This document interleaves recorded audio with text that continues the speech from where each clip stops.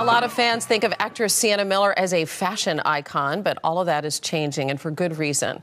She's getting rave reviews for playing Eddie Sedgwick, the 1960s creative inspiration for Andy Warhol in the new movie Factory Girl. Listen, I have met the most remarkable lady. Old money, very old. Father struck oil out west. She escaped to art school in Cambridge, made her way down here last year. Now, is that the Andy Warhol? Mm-hmm. You want to meet him? Of course. Edie, this is Andy. Hi. Oh, it's just amazing to meet you. I think you're just a genius. Oh. No one is doing anything like you right now, and that in itself is a sign of brilliance, don't you think? Well, you're the boss, applesauce. Sienna Miller, good morning. Good morning. Congratulations on your great performance, the rave reviews you've been getting. Thank you very much. Thank you. May I read one, please? I haven't read any, so this is news to me. Okay, get ready. Okay. Hollywood Reporter. Miller gives a powerful performance, often bearing all to give us Edie at her most candlelit exquisite, as well as her most degraded. Must be very... It's nice. Mm-hmm. Yeah. Is it gratifying to receive accolades for your work now, instead of attention maybe for all the more tabloidy stuff? Definitely. I mean, all of that stuff, a lot of that is very much invented. For some reason, you become a target for a certain amount of attention or a certain type of attention, and it's very hard to shake, regardless of whether it's true or not. So the work has always been really a prime focus, and so it's, you know, it's very exciting. But I just haven't read any reviews, so that's... But they're really good. I know. Very exciting. Yeah, because you must feel like at times like you have to play catch up to people's expectations, yeah, right? Yeah, I think so. But I mean, but I feel like the work that I'm doing, you know, I put everything into my work. So gradually, I just think it will take a bit more time.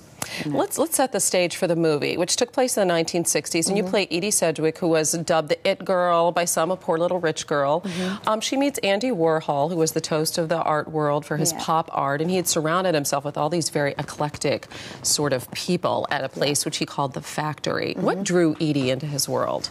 I think he just he had this charisma and this magnetism, and she was looking for any escape. I mean, she'd come from quite a dysfunctional family and had this abuse when she was younger. She'd suffered abuse and had been in and out of mental institutions. So I feel like he was just an escape. It was this kind of fantasy that he created with a lot of degenerate, very out there people, and she just fit in. I mean, she was pretty wild and pretty, and I think she existed in a different plane, but she was, She was a tragic character as well, wasn't she? You read a book about her, I know, like 20 times. I did. And you did all of this research. What intrigued you the most about her?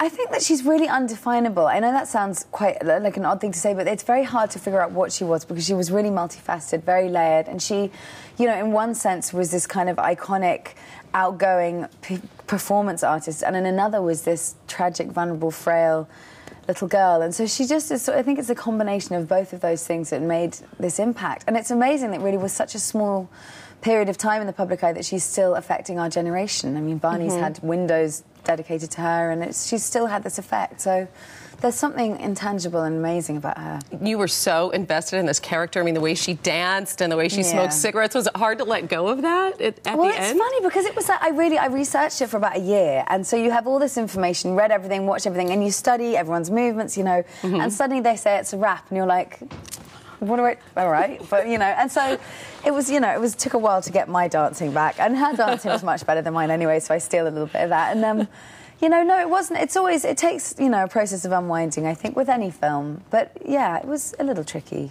Well, I did a lot of research about you, too, and I read all these fabulous articles and saw these great photo layouts of you.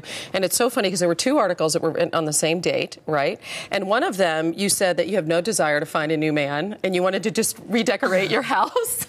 And then in the other article, it said that you're ready to fall in love again, even though you haven't quite figured it out yet. Well, you see, that's the tabloids. That's absolutely not true. Neither of those. I would never say any of those things. I have bought a new house.